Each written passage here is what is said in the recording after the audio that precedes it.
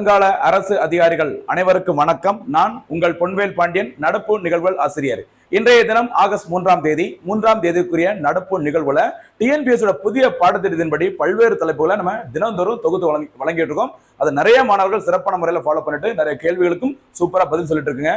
கரெக்டா இதை ஒவ்வொரு நாளும் ஒரு நாள் கூட மிஸ் பண்ணாம ரெகுலரா நம்ம சேனலை வந்து ஃபாலோ பண்ணிட்டு அந்த வீடியோல இருக்கிற எல்லா நோட்ஸையும் பார்த்தீங்கன்னா கரெக்டா ஒரு நோட்டு போட்டு மறக்காம நீங்க எழுதிக்கோங்க.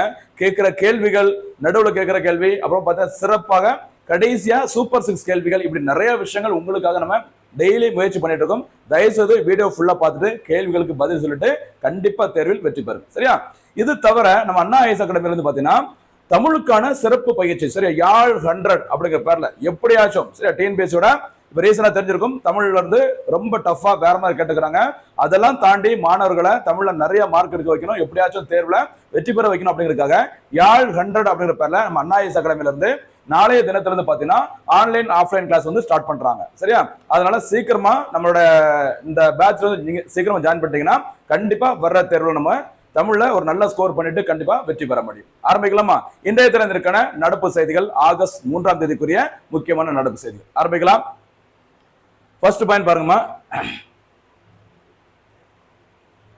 இன்றைய தினத்துல பாத்தீங்கன்னா ஒரு சிறப்பு தொகுப்பு இந்த வகுப்புல நம்ம கொடுக்க போறோம். சரியா? என்னன்னு சொல்லி பார்த்தா உங்களுக்கு தெரியும், போக போக அம்ரித் உத்யான். ஓகேவா? இந்த செய்தித்தாளில் இடம்பெற்ற ஒரு வார்த்தை அம்ரித் உத்யான். அம்ரித் உத்யான் வேற ஒண்ணும் கிடையாதுமா, குடியரசுத் தலைவர் மாளிகையில பாத்தீங்கன்னா அந்த மலர்கள் தோட்டம், ஓகேவா, இந்த சிறப்பு சின்ன சின்ன செடிகள் மரங்கள் இருக்கிற ஒரு சிறப்பு தோட்டம் ஒண்ணு இருக்குது. அந்த தோட்டத்துக்கு பழைய பேர் என்ன பார்த்தீங்கன்னா முகல் கார்டன் சொல்லுவாங்க. அந்த முகல் கார்டனுக்கு பாத்தீங்கன்னா மத்திய அரசு சூட்டிய புதிய பெயர் தான் அம்ரித் உத்யான். இந்த அம்ரித் உத்யானுக்கு பாத்தீங்கன்னா குறிப்பிட்ட நாட்கள்ல பொதுமக்களை வந்து பார்வையிடுறதுக்கு பெர்மிஷன் கொடுப்பாங்க. அதனால இது செய்தியில வந்திருக்குது. அதனால எனக்கு ஒரு விஷயம் ஸ்ட்ரைக் ஆயிடுச்சு மைண்ட்ல.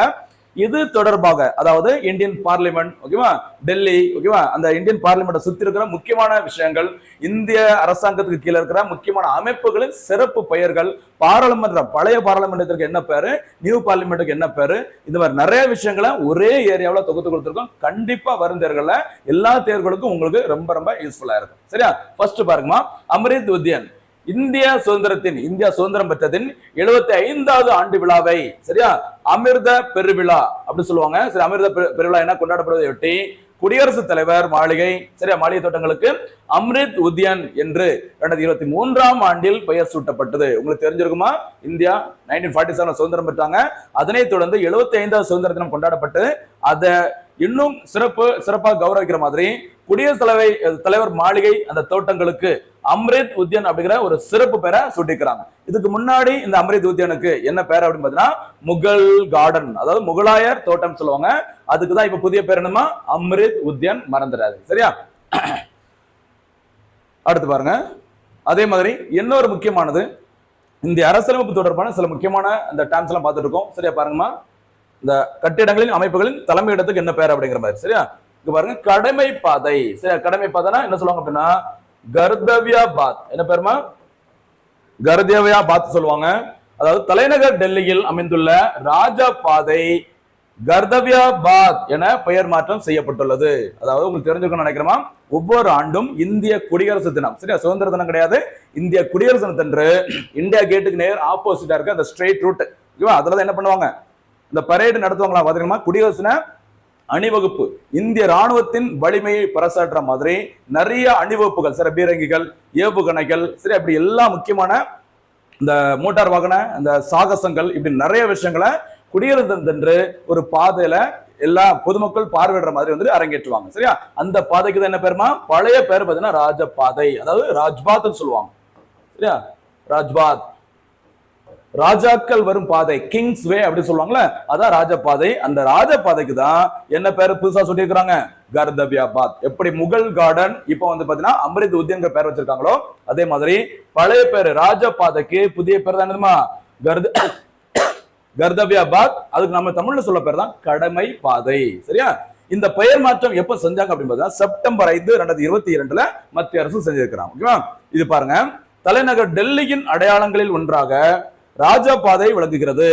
குடியரசுத் தலைவர் மாளிகை முதல் நேதாஜி சிலை வரை அமைந்துள்ள இந்த பாதைகள் தான் ஆண்டுதோறும் குடியரசு தினத்தின் போது முப்படைகளின் அணிவகுப்பு நடைபெறுவது வழக்கம். பாத்தீங்களா? தெரியுதா? நம்ம இப்ப கொஞ்சம் முன்னாடி சொன்னதான் குடியரசுத் தலைவர் மாளிகை முதல் நேதாஜி சிலை இருக்கிற அந்த பாதை வரைக்கும் பார்த்தீங்கன்னா முப்படைகள், சரியா, நம்ம ஆர்மி, சரி, ஆர்மி, நேவி, இந்தியன் ஏர்போர்ஸ், இந்த முப்படைகளோட அணிவகுப்பும் இந்த பாதையில தான் நடக்கும். அதுலதான் நம்முடைய வலிமையை காட்ட முடியும் அப்படிமா சொல்லிக்கிறாங்க. அந்த பாதைக்கு தான் என்ன பேருமா? கடமை பாதை. அது மத்திய அரசு வச்ச பேர் மறந்துடக்கூடாது, கர்தவ்யா பாத். ஓல்டு நேம் என்ன பேரு?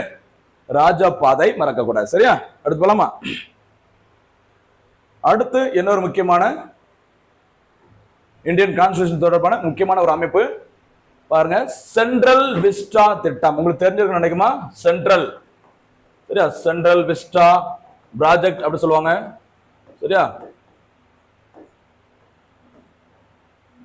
Central Vista project. இந்த திட்டம் தொடங்கப்பட்டது செப்டம்பர் 2019 ஆண்டு. சரிங்களா, செப்டம்பர் 2019 பிஜேபி கவர்மெண்ட் பார்த்தீங்கன்னா இரண்டாவது முறையாக ஆட்சியை கைப்பற்றிய டைம்ல இந்த சென்ட்ரல் விஸ்டா திட்டம் தொடங்கினாங்க. சரியா, இந்த திட்டம் சென்ட்ரல் விஸ்டா மறுவடிவமைப்பு திட்டம் ஜனவரி 5, 2021 அன்று தொடங்கப்பட்டது.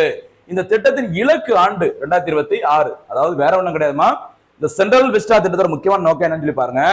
சென்ட்ரல் விஸ்டா மறுவளர்ச்சி திட்டம் என்பது புதுடெல்லியின் ரைசினா மவுண்டன் சொல்லுவாங்க, ரைசினா மலைக்கு அருகில் அமைந்துள்ள இந்தியாவின் மத்திய நிர்வாக பகுதியான சென்ட்ரல் விஸ்டா மறுசீரமைப்பதற்கான தொடர்ச்சியான மறுவளர்ச்சி திட்டமாகும். அதாவது இந்தியாவில் இந்த நாடாளுமன்றம் இருக்குல்லமா, இந்த நாடாளுமன்றத்தை சுத்தி குடியரசுத் தலைவர் மாளிகையில இருந்து சரி துணை குடியரசுத் தலைவர் மாளிகை இப்படி எல்லாமே இருக்குது. மத்திய அரசோட மொத்த நிர்வாக அந்த கட்டிடங்களும் இங்கதான் இருக்குது. இதை மறுசீரமைத்து புனரமைத்து சில கட்டிடங்களை புதுசா உருவாக்கி இருக்கிறாங்க. புதிய பார்லிமெண்ட் கூட உருவாக்கி இருக்கிறாங்க. அந்த திட்டத்தான பேருமா சென்ட்ரல் விஸ்டா திட்டம். 2019 ஃபர்ஸ்ட் ஸ்டார்டிங்ல தொடங்கினாங்க. அதுக்கப்புறம் சென்ட்ரல் விஸ்டா மறுவடிவமைப்பு திட்டமாக ஜனவரி 5, 2021 தொடங்கினாங்க. இந்த சென்ட்ரல் விஸ்டா திட்டத்தோட மொத்த இலக்கு ஆண்டு 2026. 26ஆம் ஆண்டுக்குள்ள அவங்களுடைய அந்த கட்டிட பணிகள் ஓகேவா எல்லாத்தையும் முழுமையா முடிச்சிருக்கணும் அப்படிங்கிற மாதிரி பண்ணிருக்கிறாங்க. சரியா, இது தொடர்பா கூடுதல் செய்திகளை பாருங்க.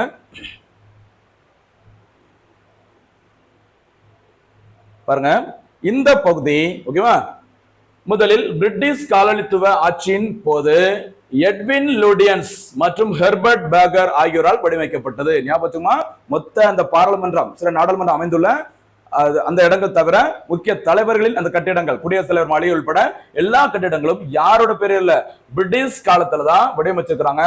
அதோட ஆர்கிடெக்ட்ஸ் யாரெல்லாம் பாத்தீங்கன்னா எட்வின் லூடியன்ஸ் மற்றும் ஹெர்பர்ட் பேக்கர். ஓகேவா, ஓகே. இந்த திட்டத்தோட முக்கியமான நோக்கம் சொல்லி பாருங்கம்மா. சென்ட்ரல் விஸ்டா திட்டத்தோட முக்கியமான நோக்கம் நாடாளுமன்ற கட்டிடத்தை உலகத்தரம் வாய்ந்த பொது இடமாகவும் கட்டிடக்கலை சின்னமாகவும் நிர்வாக அதிகாரிகளுக்கான பிரீமியம் வீட்டு வசதிகளாகவும் மேம்படுத்துவது மற்றும் கலாச்சார நிறுவனங்களை வலுப்படுத்துவது. இதுதான் இதோட முக்கியமான நோக்கம் அப்படின்னு சொல்லியிருக்கிறாங்க. சரியா, இந்த திட்டத்தை யார் செயல்படுத்துறாங்க அப்படின்னு பாத்தீங்கன்னா இந்த சென்ட்ரல் விஸ்டா திட்டத்தின் மூலமாக மொத்த கட்டுமான பணிகளையும் மேற்கொள்வது யார்? Tata projects limited. சரி, டாடா நிறுவனம் தான் இந்த மொத்த திட்டத்தை செயல்படுத்த போறாங்க. இதற்கான இலக்கு ஆண்டு எந்த வருஷமா? 2026. திட்டம் அறிவிக்கப்பட்டது 2019. மறந்துடாதீங்க. சரியா, ஓகே. இதெல்லாம் பார்த்தோம்ல. அதனால இப்போ வந்துட்டு அதுக்கப்புறம் இந்த புதிய பாராளுமன்றம் திறந்தாச்சு. பழைய பார்லிமெண்ட் இன்னைக்கு செயல்பட்டதா இருக்கு. அதனால ரெண்டு நியூ அண்ட் ஓல்டு பார்லிமெண்ட் பத்தியும் லைட்டா நம்ம பாத்திரலாம். ஓகேவா, இப்ப பாருங்க. ஃபர்ஸ்ட் சன்ஷாத் பவன். சரியா, சன்ஷாத் உங்களுக்கு தெரிஞ்சிருக்க நினைக்குமா? ஏற்கனவே நமக்கு ஒரு டிவி சேனல் ஒண்ணு இருக்கு, சன்ஷாத் டிவி. கேள்விப்பட்டு நினைக்கிறேன். சன்ஷாத் டிவி உங்களுக்கு தெரியும் நினைக்கிறோமா? அதாவது இதுக்கு முன்னாடி லோக்சபா டிவி, ராஜ்யசபா டிவி அப்படின்னு சொல்லிட்டு மக்களவை மற்றும் மாநிலங்களவை அங்க நடக்கிற நிகழ்வுகளை தொகுத்து கொடுப்பதற்கான ஒரு டிவி சேனல் அரசாங்கம் வந்து இந்தியன் கவர்மெண்ட் வந்து நடத்திட்டு இருந்தாங்க. ஓகேவா, அந்த லோக்சபா ராஜ்யசபா டிவி ரெண்டையும் ஒன்னா மெர்ஜ் பண்ணிட்டு ஒரே டிவி சேனலா கொண்டு வந்தாங்க. அதுக்கு தானே பேரு சன்ஷாத் டிவி அப்படி சொல்லுவாங்க. இங்க நம்ம பாக்குறது சன்ஷாத் பவன். ஓகேவா, இந்த சன்ஷாத் பவன் அப்படிங்கிறது என்னன்னு சொல்லி பாத்தீங்கன்னா இந்திய நாடாளுமன்றத்தின் இல்லமாகும். சரி, அவங்க புதுசா இந்தியன் கவர்மெண்ட் பாத்தீங்கன்னா ஒரு புதிய பார்லிமெண்டத்தை உருவாக்கி திறந்தாச்சு. அந்த புதிய பார்லிமெண்டத்தில் வச்ச பேர் தான் சன்ஷாத் பவன் என்பதாகும். சரியா, இந்த புதிய பார்லிமெண்டத்தை உருவாக்குவதற்கு எப்ப அடிக்கல் ஃபவுண்டேஷன் ஸ்டோன் வந்து எப்ப லைட் பண்றாங்க அப்படின்னு பார்த்தீங்கன்னா அக்டோபர் 1, 2020. சரி, 2020ஆம் ஆண்டு 2020 தான் புதிய பார்லிமெண்ட் கட்டுவதற்கான அடிக்கல் நாட்டப்படுகிறது. அதனைத் தொடர்ந்து கட்டுமான பணிகள் முடிவடைந்து மே 28, 2023 அன்று இந்த புதிய பார்லிமெண்டம் திறக்கப்படுகிறது. சில வி.டி. சவர்கரின் பிறந்த நாளான மே 28ஆம் தேதி 2023ஆம் ஆண்டு புதிய பாராளுமன்ற கட்டிடம் திறக்கப்படுகிறது. அதுக்கு வச்ச பேர் தான் என்ன பேருமா? இந்த சன்ஷாத் பவன். ஓகேவா, இது புதுடெல்லியின் மைய பகுதியில் அமைந்துள்ளது. இதுக்கு என்ன பேர் பார்த்தீங்கன்னா சன்ஷாத் பவன் அப்படின்னா பாராளுமன்ற மாளிகை. சரி, சன்ஷாத் பவன் புதிய பேரு, அது மத்திய அரசு வச்சது. அதுக்கு நம்ம என்ன பேர் சொல்றதுக்கு தமிழ்ல பாராளுமன்ற மாளிகை. ஓகேவா, இது இந்தியாவின் இரு அவைகளான லோக்சபா மற்றும் ராஜ்யசபா ஆகியவற்றை கொண்டுள்ளது. சரி, மக்களவையும் மாநிலங்களவையும் ஒரே பில்டிங்ல இணைந்துள்ளது. அதுக்கு பேர் தான் பாராளுமன்ற மாளிகை. மத்திய அரசு வச்ச பேரு என்ன பேருமா? சன்சத் பவன், மறக்காதீங்க. சரியா? அடுத்ததாக இந்த புதிய பாராளுமன்ற தொடர்பான கூடுதல் செய்திகள் பாருங்க. லைட்டா புதிய பாராளுமன்றத்தை வடிவமைத்தது சரி அந்த சீஃப் ஆர்கிடெக்ட் யார் பாருங்க, கட்டிட கலைஞர் பிமல் பட்டேல். சரி, இந்த பேரை மறந்துடாதீங்க. பிமல் பட்டேல் அவர்கள் தான் இந்த புதிய பார்லிமெண்ட்டை வந்து வடிவமைத்தவர், மறக்க கூடாது. சரிங்களா? நம்ம திருவள்ளுவர் சிலைக்கு வடிவமைத்தவர் யாருமா? கணபதி. சரியா? கணபதி அவர்கள் தான் அது பண்ணாங்க. அதே மாதிரி நியூ பார்லிமெண்ட்டை வடிவமைத்தவர் கட்டிட கலைஞர் பிமல் பட்டேல், மறந்துடாதீங்க. சரியா? பிமல் ஜலான் ஒருத்தர் உண்டு, இந்திய ரிசர்வ் வங்கியோட முன்னாள் ஆளுநர். இங்க நம்ம பாக்குறது பிமல் பட்டேல் அவர்கள், மறக்காதீங்க. சரியாமா? அடுத்து இந்த புதிய பார்லிமெண்டத்துல மொத்தம் எத்தனை சீட்டு, எத்தனை உறுப்பினர்கள் அமர்ந்து உட்கார முடியும் அப்படின்னு பார்த்தோம்னா 1272 மொத்த எண்ணிக்கை. சரியா? இதுல லோக்சபா எம்பிக்கள் அவங்க வந்து அதிகபட்சம் எத்தனை பேர் உட்கார முடியும் அப்படின்னு பார்த்தோம்னா 888. 888 மக்களவை எம்பிக்கள் உட்கார முடியும். அதே மாதிரி ராஜ்யசபா சரியா மாநிலங்களவை இந்த பார்லிமெண்ட் உறுப்பினர்கள் எவ்வளவு பேர் உட்காரலாம் அப்படின்னு பார்த்தா 384. மொத்தம் சேர்ந்து எத்தனை பேர்? 1272 பேர். அதாவது இனிமே மக்கள் தொகை எண்ணிக்கை அதிகரிச்சுட்டு இருக்குது. இந்த தொகுதி மறுவரை செய்ய போறான்னு சொல்லிக்கிறாங்க. அதனால இந்த எம்பிக்களோட எண்ணிக்கை இனிமே வந்து இந்தியாவில் என்ன ஆகலாம்? ஏன்னா உலக மக்கள் தொகையிலே நம்பர் 1 இடத்துக்கு யாரும் வந்துட்டாங்க, சீனாவை பின்னாடி தள்ளிட்டு இந்தியா டாப்ல வந்தாச்சு. அதனால பார்லிமெண்ட் உறுப்பினர் எண்ணிக்கையும் இனிமே அதிகரிக்க தான் செய்வாங்க. அதெல்லாம் கருத்தில் கொண்டுதான் இந்த மொத்த அந்த சீட்டு சரியா நாடாளுமன்ற உறுப்பினர்கள் அமர்ந்து இருக்கக்கூடிய இந்த சீட்டோட எண்ணிக்கையும் 1272 அதிகரிக்கப்பட்டுள்ளது. சரியா? சரி, இந்த திட்டத்திற்கான பிரதான ஒப்பந்ததாரர் நம்ம ஏற்கனவே சொன்ன மாதிரி டாடா தான். ஓகேவா? புதிய கட்டிடம் முதலில் செப்டம்பர் 19, 2023 அன்று நாடாளுமன்றத்தின் சிறப்பு கூட்டத்தின் போது அதிகாரப்பூர்வமாக பயன்படுத்தப்பட்டது. ஞாபகம் வச்சுக்குமா? இந்த புதிய பார்லிமெண்ட் கட்டிடம் பார்த்தீங்கன்னா மே 28, 2023 ஓபன் பண்றாங்க. யார் அவருடைய தலைமை சிற்பி அல்லது தலைமை வடிவமைப்பாளர் என்பதும் பிமல் பட்டேல். அதன் பிறகு இந்த பார்லிமெண்ட் திறந்ததுக்கு அப்புறம் பார்த்தீங்கன்னா முதல் நாடாளுமன்ற கூட்டத்தொடர் என்ன கூட்டத்தொடர்? சிறப்பு கூட்டத்தொடர். இந்த டேட்ல நடத்திருக்கிறாங்க. செப்டம்பர் 19, 2023 தான் இந்த புதிய பார்லிமெண்டத்தின் முதல் கூட்டம் நடைபெற்றது. அதையும் ஞாபகம் வச்சுக்கோங்க, கவனமா இருங்க. சரியாமா? அடுத்ததாக சரி நியூ பார்லிமெண்ட் பார்த்துட்டோம். நியூ புதுசா வந்துச்சுன்னா பழசை மறந்துடக்கூடாதுல்ல, அதனால பழசையும் லைட்டா டச் பண்ணிக்கலாம். இன்னும் ஏன்னா இந்த பில்டிங் இன்னும் ஆக்டிவா தான் இருக்கு. சரியா? பாருங்க, சம்விதான் சதான், அதாவது இந்திய அரசியல் நிர்ணய சபை அப்படின்னு சொல்ற சம்விதான் சதான் அப்படின்னா என்னன்னு பாத்தீங்கன்னா பழைய பாராளுமன்றத்திற்கு வைக்கப்பட்ட புதிய பெயர். சரியா? பாத்துக்கோங்க. அரசியலமைப்பு மாளிகை அல்லது அரசியல் நிர்ணய சபை என்று இந்த பார்லிமெண்டத்துக்கு அழைக்கப்படுகிறது. சரிங்களா? கவர்மெண்ட் மத்திய அரசு வச்ச பேரு சம்விதான் சதான், அதுக்கு நம்ம சொல்ற பேரு அரசியலமைப்பு மாளிகைன்னு சொல்லுவாங்க. சரியா? இது பழைய பாராளுமன்றத்தின் பெயர் ஆகும். இது பிரிட்டிஷ் கட்டட கலைஞர்களான ஏற்கனவே நம்ம சொன்ன மாதிரி எட்வின் லுடியன்ஸ் மற்றும் எட்வர்ட் பேக்கர் ஆகியோரால் வடிவமைக்கப்பட்டது. சரியா? இது யார் வந்து ஃபவுண்டேஷன் ஸ்டோன் பண்ணாங்க? கர்நாட்டின் கோமகன் அவர்கள் 1921 ஆண்டு வந்து ஃபவுண்டேஷன் ஸ்டோன் வந்து லைட் பண்றாங்க. இந்த சம்விதான் சதன் என்று அழைக்கப்படும் இந்த பழைய பாராளுமன்றம் எப்ப திறக்கப்பட்டதுன்னு சொல்லி பாருங்க. ஜனவரி 28, 1927 இந்த புதிய பாராளுமன்றம் திறக்கப்படுகிறது. யாருடைய காலத்துல பார்த்தீங்கன்னா வைஸ்ராய் இர்வின் பிரபு, லார்ட் இர்வின், இவரோட பேரில் தான் பழைய பார்லிமெண்ட் திறக்கப்பட்டது. அந்த பழைய பார்லிமெண்ட் என்ன பேரு? சம்விதான் சதான். சம்விதான் சதன் அப்படின்னா அரசியல் நிர்ணய சபை அல்லது அரசியலமைப்பு மாளிகைன்னு சொல்லுவாங்க. அப்ப புதிய பார்லிமெண்ட்டுக்கு என்ன பேருமா?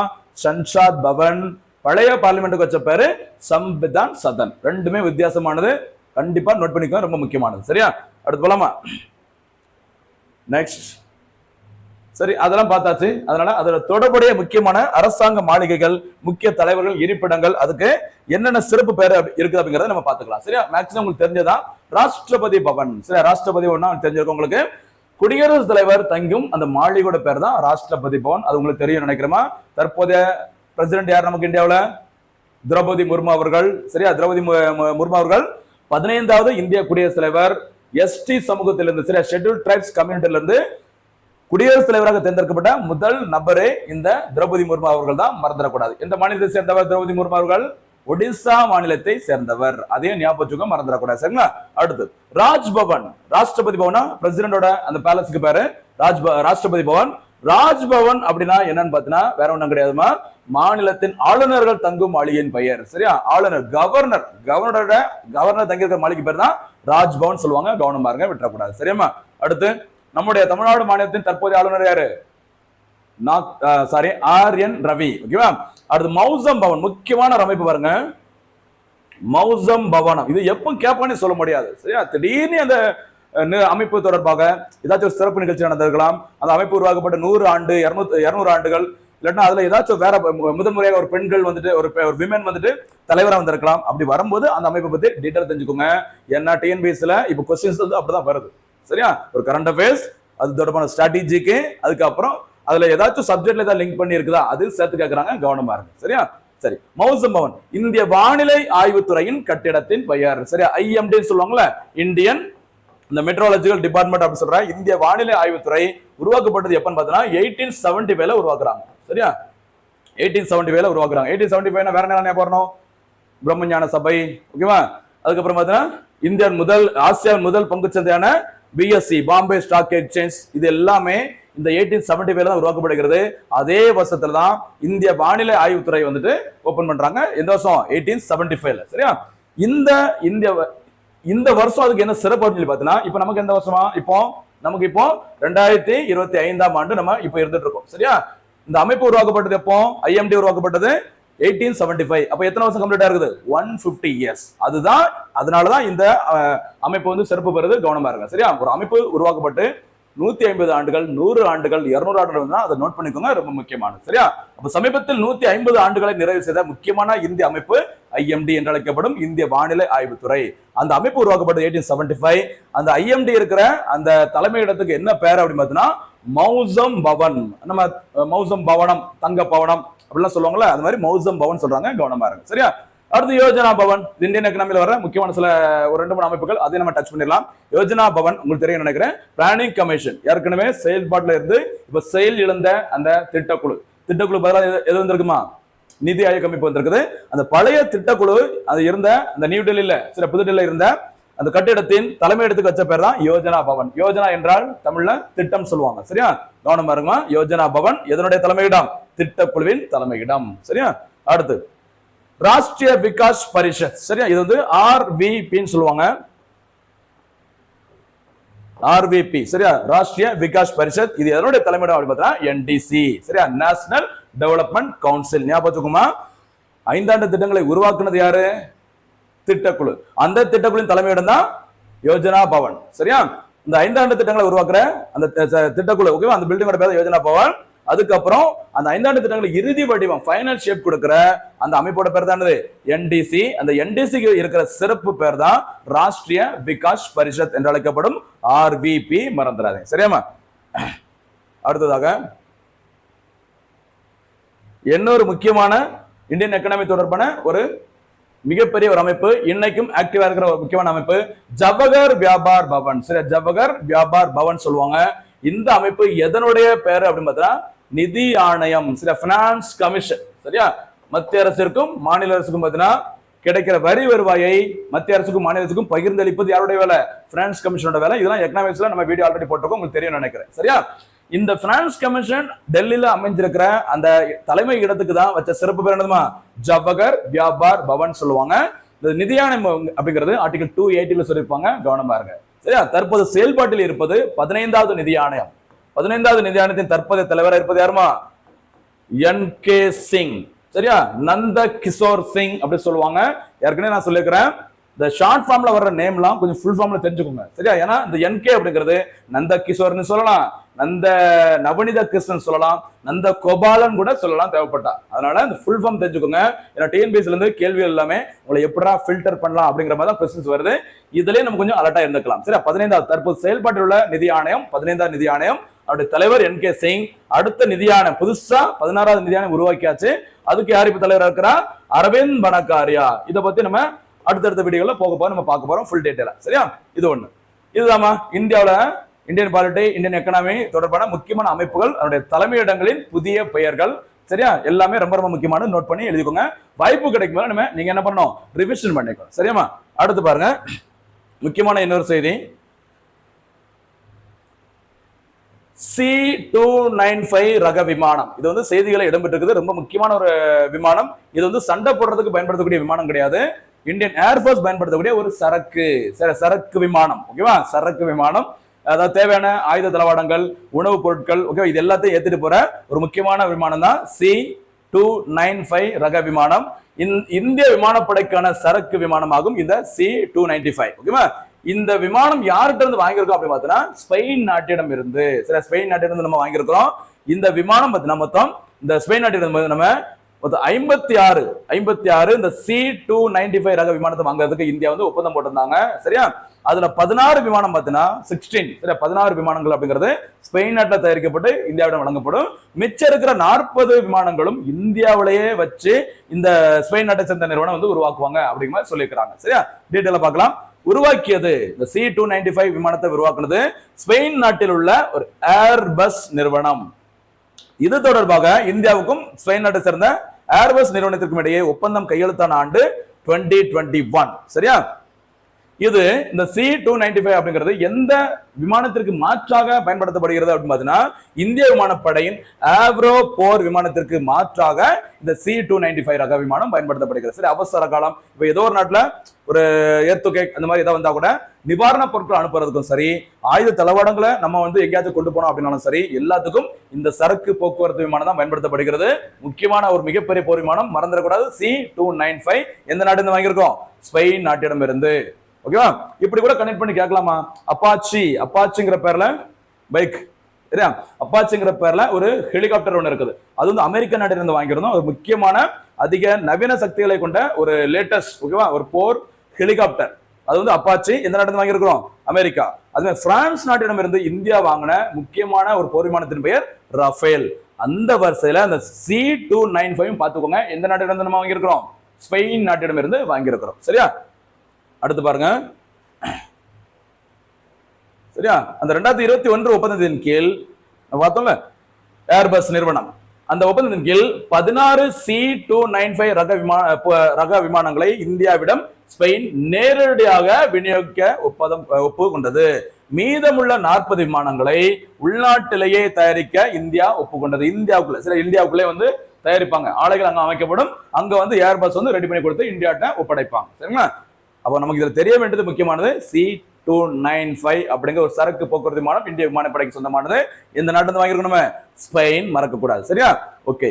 இந்த 40 விமானங்களையும் இந்தியாவிலேயே உள்நாட்டிலே தயாரிக்கும் வகையில குஜராத்தின் வதோதரா, சரியா, நரேந்திர மோடியோட சொந்த ஊரு, சரியா, வதோதராவில் உள்ள டாடா மேம்படுத்தப்பட்ட அமைப்புகள் நிறுவன வளாகத்தில் இந்த C-295 ரக விமான தயாரிப்புக்காக டாடா நிறுவன மையம் நிறுவப்பட்டுள்ளது. இதுவும் ரொம்ப ரொம்ப முக்கியமானது, கவனமா இருக்கு. சரியா?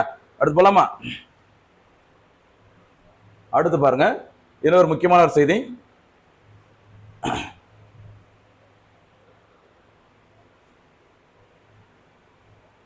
வருமா? 15வது இந்திய உறுப்பு தான விழா. சரி, ரொம்ப ரொம்ப முக்கியமான உறுப்பு தான தின விழா, ரொம்ப முக்கியமானது. பாத்துக்கோங்க. இந்த நிகழ்ச்சி நடைபெற்ற இடம் எங்கன்னு பார்த்தீங்கன்னா டெல்லி. சரி, டெல்லியில் நடைபெற்றது. இந்த நிகழ்ச்சியில் கலந்து கொண்டவர் மத்திய சுகாதாரத்துறை அமைச்சராக இருக்கிற JP நட்டா அவர்கள். சரியா? இந்த இந்திய உறுப்பு தான தின விழாவை யார் வந்து ஏற்பாடு செஞ்சாங்க அப்படின்னு பார்த்தோம்னா நோட்டோ அப்படிங்கிற நிறுவனம். நமக்கு வந்து நோட்டா தெரிஞ்சிருக்கும், ஓட்டு போடும்போது நன் ஆஃப் தி அபவ், மேல இருக்க எவனுக்கும் ஓட்டு போட விரும்பல அப்படின்னு சொல்லுவாங்க, நோட்டா. அது நோட்டா. இங்க பாக்குறது என்னது? நோட்டோ, NOTTO. இதை தமிழ்ல இதோட விரிவாக்கம் பார்த்தீங்கன்னா தேசிய உறுப்பு மற்றும் திசு மாற்று அமைப்பு. அதாவது நம்ம இந்த உடல் உறுப்பு தானம் தொடர்பான 2 அமைப்புகள் கண்டிப்பா தெரிஞ்சிருக்கோம். ஒண்ணு வந்து இந்த நோட்டோ, இன்னொன்னு பின்னாடி வரப்போது, அதோட பேர் பார்த்தீங்கன்னா டிரான்ஸ்டன் சொல்லுவாங்க.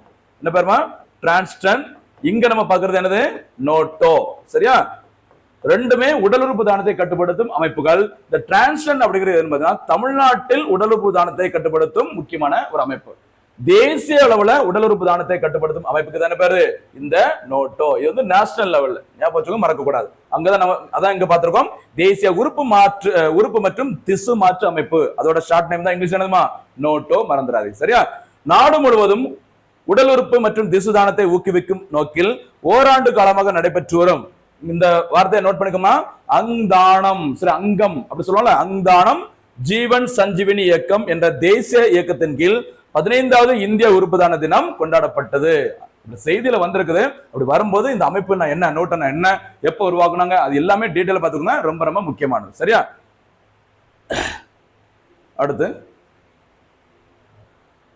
பாருங்கம்மா, உடல் உறுப்பு மாற்று அறுவை சிகிச்சைகளின் மொத்த எண்ணிக்கையில் இந்தியா உலக அளவில் அமெரிக்கா மற்றும் சீனாவிற்கு பிறகு 3ஆம் இடத்தை பிடித்துள்ளதாக அறிவிக்கப்பட்டுள்ளது. வேர்ல்டு லெவல்ல அதிக எண்ணிக்கையில உடல் உறுப்பு தானம், சரி, ஆர்கன் டொனேஷன் பண்றதுல நம்பர் 1 யாரா இருக்கிறா? அமெரிக்கா. நம்பர் 2ல இருக்கிறாங்க நம்மளோட அண்டை நாடான சைனா. 3ஆம் இடம், அதாவது வெண்கல பக்கத்தை வென்றது யாரு? இந்தியா. ஞாபகம் மறக்க கூடாது. சரிங்களா? இது வேர்ல்டு லெவல்ல. இதுல முக்கியமான ஒரு பாயிண்ட் நோட் பண்ணிக்கோங்க. டிஎன்பிஎஸ்சி பொறுத்த வரைக்கும் இந்திய அளவில் அதிக எண்ணிக்கையில் உடல் உறுப்பு தானம் எங்கு செய்யப்படுகிறது நம்முடைய தமிழ்நாட்டில தான், மறந்துடாதீங்க. சரியா? தொடர்ந்து பல ஆண்டுகளாக உடல் உறுப்பு தானம் செய்வதில் இந்தியாவிலே முன்னணி மற்றும் முதல் மாநிலமாக இருப்பது தமிழ்நாடு தான், மறந்துடக்கூடாது. இந்த இடத்துல என்ன ஒரு விஷயம் ஞாபகம், என்னதுமா? இந்தியாவிலேயே அதிகப்படியான சாலை விபத்துகள், ரோடு ஆக்சிடென்ட் நடக்கிற மாநிலம் என்னதான்? இந்தியா தான், சாரி, தமிழ்நாடு தான். அதே மறந்துடக்கூடாது. சரியாமா? அடுத்து சரி, இந்த நோட்டோ பத்தி ஃபுல்லா பாருங்க. நோட்டோ தேசிய உறுப்பு மற்றும் திசு மாற்று அமைப்பு உருவாக்கப்பட்ட வருஷம் 2014ஆம் ஆண்டு. மறந்துடாதீங்க. அதோட ஃபுல் ஃபார்ம் பாருங்கம்மா, இங்க கொடுத்துருக்க பாருங்க. தி national organ and tissue transplant organisation, அதான் அதோட short name. Full name short name தான் நோட்டோ அப்படி சொல்லுவாங்க. இது எந்த சட்டத்தின்படி உருவாக்கப்பட்டது பாத்துக்கோங்க. அமைப்பு உருவாக்கப்பட்டது 2014ல. இது எந்த சட்டத்தின்படி உருவாக்கப்பட்டுள்ளது? 1994ஆம் ஆண்டு. சரி, organ donation in India is regulated by the transplantation of human organs and tissues act. சரியா? இந்தியாவுல உடல் உறுப்பு தானம் தொடர்பான முக்கியமான சட்டம் இயற்றப்பட்டது 1994ல. சரியா? அந்த சட்டத்தின்படி இந்த நோட்டோ அமைப்பு உடல் உறுப்பு தானத்தை தேசிய லெவல்ல கட்டுப்படுத்துறதுக்கு இந்த நோட்டோ அமைப்பு எப்ப உருவாக்கியிருக்காங்க? 2014ல உருவாக்கியிருக்காங்க. பிஜேபி கவர்மெண்ட் ஆட்சிக்கு வந்த அந்த வருஷத்துல. ஓகேவா? அடுத்து போலாமா? சரி, நோட்டோ பார்த்துட்டோம். அதே மாதிரி நம்ம ஏற்கனவே சொன்ன மாதிரி இந்த டிரான்ஸ்பிளான்ட் அத்தாரிட்டி ஆஃப் தமிழ்நாடு சொல்லுவாங்க. சரி பாருங்க, டிரான்ஸ்பிளான்ட் அத்தாரிட்டி ஆஃப் தமிழ்நாடு, அதாவது ஷார்ட்டான பேரு டிரான்ஸ்டன். ஓகேவா? இது பாத்தீங்கன்னா 2008ஆம் ஆண்டு இந்த டிரான்ஸ்டன் அமைப்பு நம்ம ஆல்ரெடி சொல்லிட்டோம், தமிழ்நாட்டுல உடல் உறுப்பு தானத்தை கட்டுப்படுத்தும் தலைமை அமைப்பு. 2008ஆம் ஆண்டு மூளை இறப்பு சான்றிதழை கட்டாயமாக்கி அவ்வாறு செய்த முதல் இந்திய மாநிலமாக தமிழ்நாடு ஆனது. ரொம்ப ரொம்ப முக்கியமான பாயிண்ட்மா இது. தமிழ்நாடு இந்தியாவில எதுல டாப்ல இருக்காங்க அப்படின்னு சொல்லும் போது சில விஷயங்கள் இருக்குது, அதுலயே இதுவும் ஒண்ணு. சரி, அந்த பிரெயின் டெட்னு சொல்லுவாங்கல்ல, அந்த மூளை இறப்பு சான்றிதழை கட்டாயமாக்கி அவ்வாறு செய்த முதல் இந்திய மாநிலம் அப்படிங்கிற பேர் யாரும் வாங்கியிருக்காங்க? தமிழ்நாடு. ஓகேவா? The Transplant Authority of India was formed in 2015. அப்போ 14ல தேசிய லெவல்ல நோட்டோ, இந்தியா தமிழ்நாட்டுல டிரான்ஸ்பிளான்ட் அப்படிங்கிற அமைப்பு உருவாக்கப்பட்டது 2015. மறந்துடாதீங்க. சரிங்களா? ஓகே, கவனமா இருங்க. அடுத்து போலாமா? அடுத்ததாக முக்கியமான ஒரு திட்டம். சரியா? பாருங்க, PM விக்ஷித் பாரத் ரோஸ்கர் யோஜனா. முக்கியமான ஒரு திட்டமா பாருங்க. மத்திய அரசு சமீபத்தில் புதுசா தொடங்கின ஒரு திட்டம். பிரதான் மந்திரி PM விக்ஷித் பாரத். விக்ஷித் பாரத் உங்களுக்கு தெரிஞ்சிருக்கும். அப்படின்னு என்ன அர்த்தமா? இந்தியா இப்ப எந்த நாடா இருக்கிறாங்க? Developing country. சரியா? வளர்ந்து வரும் நாடா இருக்குது. வளர்ந்து வரும் நாடாக இருக்கிற இந்தியா சுதந்திரம் பெற்று 100 ஆண்டுகள் எப்ப கம்ப்ளீட் ஆகும்? 2047ல 100 இயர்ஸ் வரப்போகுது. சரியா? இந்தியா சுதந்திரம் பெற்று 100 ஆண்டுகள் நிறைவடைவதை முன்னிட்டு 2047ஆம் ஆண்டு அந்த ஆண்டுக்குள்ள இந்தியா எந்த நாடா மாதிரி இருக்கணும்? விக்ஷித் பாரத், வல்லரசு நாடு, வளர்ந்த பாரதமாக இருக்க வேண்டும் அப்படின்னு சொல்லிட்டு மத்திய அரசு இலக்கு நிர்ணயம் பண்ணிக்கிறாங்க. அதே பேரை வச்சுக்கிட்டு முக்கியமான ஒரு திட்டத்தை மத்திய அரசு தொடங்கி இருக்கிறாங்க. அந்த ஸ்கீமோட பேர் தான் PM விக்ஷித் பாரத் ரோஸ்கர் யோஜனா, இந்த ஜவஹர் ரோஸ்கர் யோஜனா. ஓகேவா? அந்த மாதிரி நிறைய இருக்குல்ல. அந்த வரிசையில PM VBRY இனிமே கண்டிப்பா இது அடிக்கடி நியூஸ்ல வரும், கவனமா இருங்க. இந்த திட்டம் தொடங்கப்பட்டது முறைப்படி எப்பன்னு பார்த்தீங்கன்னா ஆகஸ்ட் 1ஆம் தேதி 2025ஆம் ஆண்டு. சரியா? 2 நாள் ஆகுது இந்த ஸ்கீம் ஸ்டார்ட் பண்ணி, கவனமா இருக்கு. ஓகேவா? மத்திய அமைச்சரவையால் அங்கீகரிக்கப்பட்ட வேலை வாய்ப்புடன் இணைக்கப்பட்ட ஊக்கத்தொகை. சரிங்களா?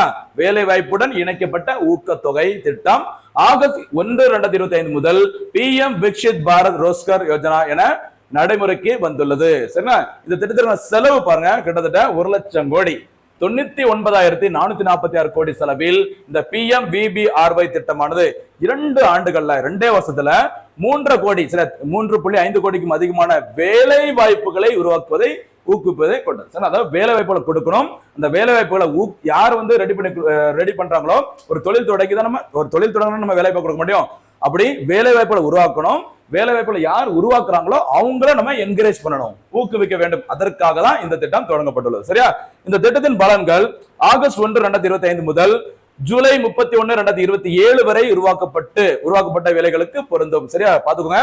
25ல இருந்து 2027ஆம் ஆண்டு வரைக்கும் வேலை வாய்ப்புகளை யாரெல்லாம் உருவாக்குறாங்களோ அவங்கள ஊக்குவிக்கிற மாதிரி தான் இந்த திட்டம் தொடங்கி இருக்கிறாங்க. என்ன டேட்ல? ஆகஸ்ட் 1ஆம் தேதி மறந்துடாதீங்க. சரியா? பாருங்கம்மா, புதிய வேலை வாய்ப்புகளை உருவாக்க முதலாளிகளை ஊக்குவிக்கும், அதாவது கம்பெனியோட ஓனர். சரியா? அடுத்து, இந்த முதலாளிகளை ஊக்குவிக்கும் இந்த திட்டம் உற்பத்தி துறையில் சிறப்பு கவனம் செலுத்தி பல்வேறு துறைகளில் புதிய வேலை வாய்ப்புகளை உருவாக்குவதற்கான நன்மைகளை வழங்குவதை நோக்கமாக கொண்டுள்ளது. சரிங்களா? இந்த திட்டமானது இரண்டு பகுதிகளாக இந்த திட்டம் வடிவமைக்கப்பட்டுள்ளது. சரிங்களா? அது வந்து பிளான், இந்த என்ன சொல்லுவாங்க, பிளான் ஏ, பிளான் பின்னு சொல்லுவாங்களே, அந்த மாதிரி இந்த திட்டம் ஜூலை 27 வரை இயங்கும். மேலும் இது 2 பிரிவுகளாக கட்டமைக்கப்பட்டுள்ளது. அதுல முதல் பகுதி, சரியா, பகுதி ஏ அப்படின்னா என்னன்னு பாத்தீங்கன்னா, முதல் முறையாக பணியாளர்களில் சேரும் நபர்களை அதிகரிக்கிறது. சரி, ஃபர்ஸ்ட் டைம் பாத்தீங்கன்னா யாரெல்லாம் வேலைக்கு சேர்றாங்களோ அவங்கள இந்த பகுதி ஏல சேர்க்கிறாங்க, அவங்களுக்கு தேவையான உதவிகளை கொடுத்து அவங்கள ஆதரவு கொடுக்குறாங்க. சரியா? அடுத்து பகுதி பி, பார்ட் பி அப்படின்னு என்னன்னு பாத்தீங்கன்னா, புதிய வேலை நிலைகளை உருவாக்கும் முதலாளிகளுக்கு ஊக்கத்தொகைகளை வழங்குகிறது. ஃபர்ஸ்ட் பாத்தீங்கன்னா புதுசா வேலைக்கு போற அந்த நபர்களை என்கரேஜ் பண்ற மாதிரி சில ஊக்கத்திட்டங்கள் நடத்துறாங்க. அடுத்து பகுதி பில என்ன பண்றாங்க அப்படின்னா, 2வது பிரிவுல புதிய வேலை வாய்ப்புகளை உருவாக்குற அந்த முதலாளி, கம்பெனியோட ஓனர் இருக்காங்களா, அவங்கள என்கரேஜ் பண்ற மாதிரி ஊக்கத்தொகைகள் வழங்கப்படும். கவனம் பாருங்க, ரொம்ப ரொம்ப முக்கியமான திட்டம், மறக்காதீங்க. சரியாமா? ஓகே, அடுத்ததாக இன்றைய தினத்திற்கான சிறப்பு சூப்பர் 6 கேள்விகள் ஆரம்பிக்கலாமா? ஒரு 6 கேள்வி. இந்த கேள்விகள்லாம் எதற்காக கேட்கணும் அப்படின்னா, உங்களுக்கு ஒரு ஆர்வம் இருக்கணுமா? சரியா? எப்பவுமே கேட்டுட்டே போனா போர் அடிக்கும். அதனால சில கேள்விகள் கேட்டு அது எங்க இருக்குன்னு சொல்லி நம்ம தேடி பார்க்கும்போது அல்லது ஞாபகப்படுத்தி பார்க்கும்போது தான் போட்டித் தேர்வுல எக்ஸாம் ஹால்ல உட்கார்ந்திருக்கும் போது நம்ம டக்குன்னு என்ன பண்ணலாம், பதில்களை சொல்லிட்டு போயிட்டே இருக்கலாம், தேர்வில் வெற்றி பெற முடியும். சரியா? அதற்கான ஒரு முயற்சி தான் அந்த சூப்பர் 6 கேள்விகள். வீடியோ பார்க்குற அனைத்து மாணவ நண்பர்களும் மறக்காம கேள்விகளுக்கு பதில் சொல்லுங்க. நிறைய குறைகள் இருந்தா கூட சொல்லுங்க, ஒன்றும் பிரச்சனை கிடையாது. எனக்கு நம்ம போடுற எஃபர்ட் வந்து முழுமையா உங்களை வந்து சேரணும். சரியா? ஆரம்பிக்கலாமா? எனக்கு பாருங்க, ரெகுலரா அந்த வீடியோஸ் பாருங்க. ஒரு செய்தியை நம்ம எப்படிலாம் சேர்க்கிறோம், எதெல்லாம் லிங்க் பண்ணி உங்களுக்கு வந்து கொடுக்குறோம். இதுக்கு முன்னாடி நடந்த ஒவ்வொரு போட்டித் தேர்வுகளும் பார்த்தீங்கன்னா எவ்வளவு இந்த திட்டங்கள், நடப்பு நிகழ்வுகள், எக்கனாமிக் சம்பந்தப்பட்ட நிறைய கரண்ட் அஃபேர்ஸ், சப்ஜெக்ட்ல இருக்க நிறைய கரண்ட் அஃபேர்ஸ் எவ்வளவு நம்முடைய வீடியோ இருந்து வந்திருக்கு அப்படிங்கிறது கண்டிப்பா உங்களுக்கு தெரிஞ்சிருக்கும். அதனாலதான் சொல்றேன், வீடியோ ஃபுல்லா பாருங்க, கேட்கிற கேள்விகளுக்கு மறக்காம நல்லா பதில்களை சொல்லுங்க. சரியா? சரி, இந்த தினத்துக்கு முதல் கேள்வி இங்க இருந்து நம்ம ஆரம்பிச்சிடலாம். சரியா? PMVBRY திட்டம் எப்போது தொடங்கப்பட்டது, அதனுடைய நன்மை என்ன? அதான் இந்த தினத்துக்கான முதல் கேள்வி, ரொம்ப ரொம்ப முக்கியமானது. சரியா? ஓகே, அடுத்த செகண்ட் பாத்தீங்கன்னா நோட்டோ. சரி, நோட்டோ மற்றும் டிரான்ஸ்டன் இந்த 2 அமைப்புகளும் எப்போது உருவாக்கப்பட்டது, அதனுடைய விரிவாக்கம் என்ன? ஓகேவா? அத 2வது கேள்வியில பதில் சொல்லுமா, ரொம்ப முக்கியமான அமைப்பு. அடுத்து இது ஒரு சேர்ந்த இன்னொரு கேள்வி, உடல் உறுப்பு தானத்தில் இந்தியாவிலேயே முதலிடம் பெற்றுள்ள இந்திய மாநிலம் எது? ஓகேவா? அது வந்து 3வது கேள்வி. அடுத்ததாக ஜவஹர் வியாபார் பவன் என்று அழைக்கப்படும் அமைப்பு எது? இது வந்து 4வது கேள்வி வச்சுக்குமா. அடுத்ததாக ரொம்ப முக்கியமானது, சன்ஷாத் பவன் என்று அழைக்கப்படும் இந்திய கட்டிடம் எது? ஓகேவா? அது வந்து 5வது கேள்வி. அடுத்து 6வது கேள்வி என்னன்னு சொல்லி பார்த்தீங்கன்னா, அம்ரித் உத்யான் என்று அழைக்கப்படும் இந்திய பகுதி எது? சரியா? எந்த ஒரு ஏரியாவுக்கு பார்த்தீங்கன்னா, அதாவது இந்த குடியரசுத் மாளிகையில் இருக்கும் அந்த குடியரசுத் மாளிகையில் அமைந்துள்ள எந்த பகுதிக்கு அம்ரித் உத்யான் அப்படிங்கிற பெயர் சூட்டப்பட்டுள்ளது? இதான் இந்த தினத்திற்கான சூப்பர் 6 கேள்விகள். கண்டிப்பா எல்லா கேள்விகளுக்கும் சிறப்பான முறையில் பதில் சொல்லுங்க. மீண்டும் சந்திக்கலாம். நன்றி, வணக்கம்.